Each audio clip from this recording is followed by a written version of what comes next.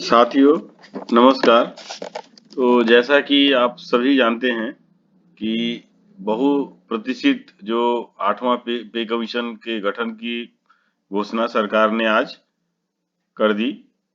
आज अर्थात 16 जनवरी 2025 के कैबिनेट मीटिंग में सरकार ने इसकी घोषणा की है और इस बात की जानकारी अश्वनी वैष्णव जी ने अपने प्रेस कॉन्फ्रेंस में की है। तो साथियों इसका बहुत बेसब्री से जितने भी सेंट्रल गवर्नमेंट के एम्प्लॉय हैं उनको ये था, और जो महंगाई जिस रफ्तार से बढ़ रही है उसके अनुसार इसके लिए बहुत जो है डिमांड भी था कि ये होना चाहिए।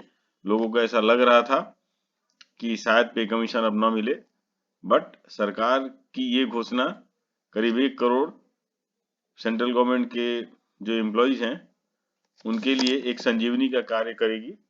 इस महंगाई के दौर में ये बहुत ही जरूरी था। तो साथी आइए, अभी जो मीडिया में जो चर्चा का विषय है वो है फिटमेंट फैक्टर। आपको पता है कि जो फिटमेंट फैक्टर है इसी के अनुसार हमारा जो पे का जो बेसिक पे कितना बनेगा ये जो है ये कैलकुलेशन होता है। तो आप यहाँ देख पा रहे हैं कि जैसा हमने आपको देखा जैसा हमने आपको एक टेंटेटिव बताया, अभी जो मीडिया में आ रहा है कि बहुत सारा जो है सारे जो है वो बटे हुए हैं इसमें। तो कुछ लोगों ने 1.92 का फैक्टर दिया है और कुछ लोगों ने 2.86 का फैक्टर दिया है फिटमेंट के लिए। तो देखिए अभी आज के डेट में ये 7 सीपीसी का जो मिनिमम जो पे स्केल आपको पता है कि 18,000 रुपये है। तो अभी 53% डीए है, 53%। तो जनवरी के बाद एक जुलाई में भी मिलेगा, जुलाई 2025 में, और जनवरी 2026 में भी एक डी आएगा। तो हम सबसे कम जो है दोनों का मिला के, मतलब जुलाई 2025 और जनवरी 2026 का दोनों का मिला के अगर हम 7% डीए लेते हैं तो ये हो जाएगा 60%। तो 18,000 का 60% हो गया 10,800 रुपया, और एचआरए हमने 10% ही लिया है मिनिमम, तो 1,800 रुपया, तो कुल है 30,600 रुपया। अब अगर देखिए ये अगर 1.92 के हिसाब से अगर फिटमेंट लेते हैं तो 18,000 का बेसिक पे बन जाएगा 34,560 रुपया। और आपको पता है कि जैसे ही नया पे कमीशन लागू होता है तो डीए जो है वो 0 हो जाता है। तो एचआरए भी हो जाएगा 3456, टोटल बना 38,016 रुपया। तो डिफरेंस कितना होगा 7,416 रुपया। उसी तरह मीडिया में और भी एक चर्चा है 2.86, क्योंकि 2.86 आपको पता है कि ये 7 सीबीसी का जो फिटमेंट फैक्टर 2.86 ये दिया गया था। तो अगर इसको लेकर अगर आप कैलकुलेशन करेंगे तो 18,000 का जो बेसिक पे है वो हो जाएगा 51,480 रुपया, डीए 0 और एचआरए जो है वो 10%, तो हो जाएगा 5148।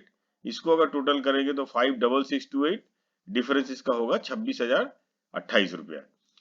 तो साथियों यहाँ आपको ये देखना है कि जनरली अभी तक का जो पे कमीशन आया है उसमें जब पे कमीशन आता है उस समय 100% के ऊपर डीए चला जाता है।